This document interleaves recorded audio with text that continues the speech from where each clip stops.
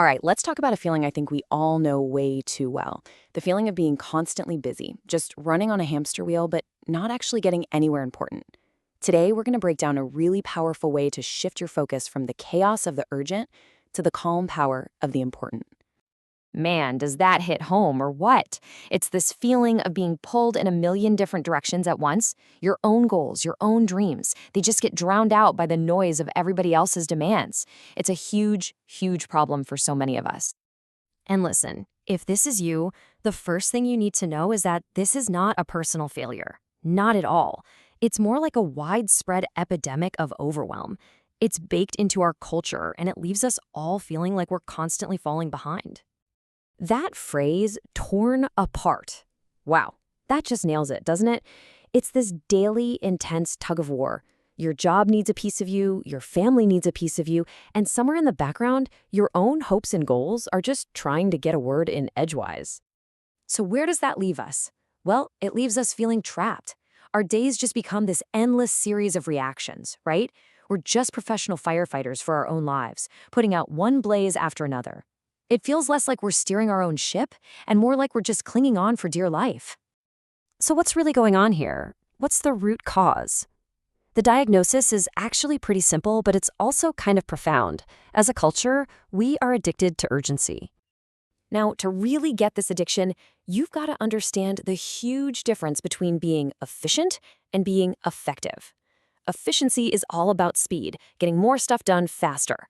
But, you can be super efficient going 100 miles an hour in the completely wrong direction. Effectiveness, that's about direction. It's about making sure you're on the right road to begin with. And let's be really clear here. Urgency isn't the enemy. Sometimes things are genuinely urgent. The problem, the real danger, is when that feeling of urgency becomes our default setting, when it's the main thing driving our choices. Because when that happens, importance always takes a backseat. Come on, you've felt it, that little adrenaline hit when you swoop in and solve some last-minute problem. It feels good. It's a temporary high. And our culture reinforces this by treating being busy like a badge of honor, a status symbol. But a lot of the time, it's just a convenient excuse to avoid the deeper, harder, more important stuff. So if we're addicted, how do we break the habit? The answer is in this brilliantly simple but incredibly powerful tool for looking at your life. We call it the 4 quadrants. Okay, so every single thing you do is defined by 2 qualities. First, there's urgency. Think of urgency as the loud, obnoxious guy at a party who's yelling in your face. It demands your attention right now. Then there's importance. Importance is the quiet, wise friend in the corner. It's about what really moves you towards your biggest goals. It doesn't shout, it waits for you to choose to listen.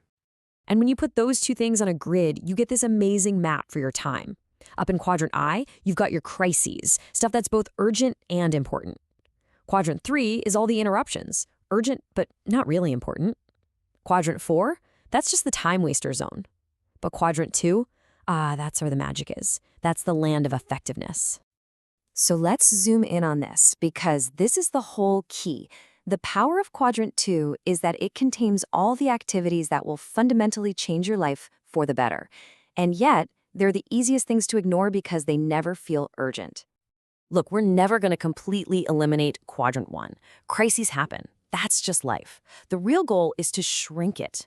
And the only way you can shrink your crises is by spending more time in Quadrant 2, doing the planning, the prevention, the relationship building. This is the heart of being effective, not just being busy. So I want you to pause for just a second. I'm going to ask you a question, and I want you to really think about it.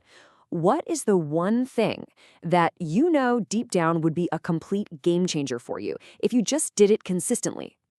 Now, I'm willing to bet that whatever just popped into your head falls into one of these categories. And do you see the pattern? Better planning, taking care of yourself, learning a new skill. These are all classic Quadrant 2 activities. They are incredibly important, but they almost never, ever feel urgent. And you can feel the difference. Just look at the emotional scoreboard. A life run by urgency feels stressed out, used up, and just worn out.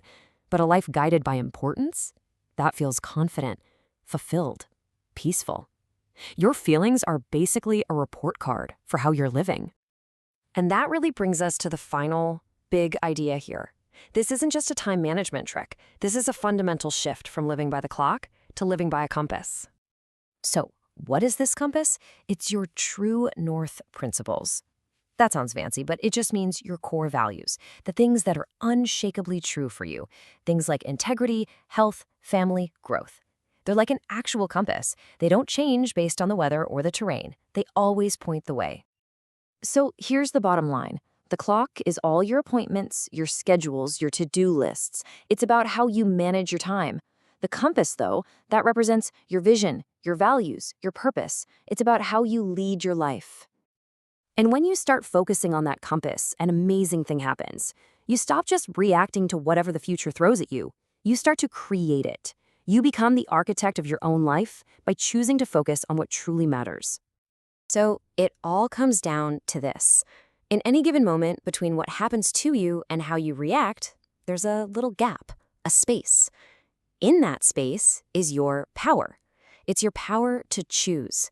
And in that choice, that's where your growth and your freedom live. So the only question left to answer is, how will you use that space?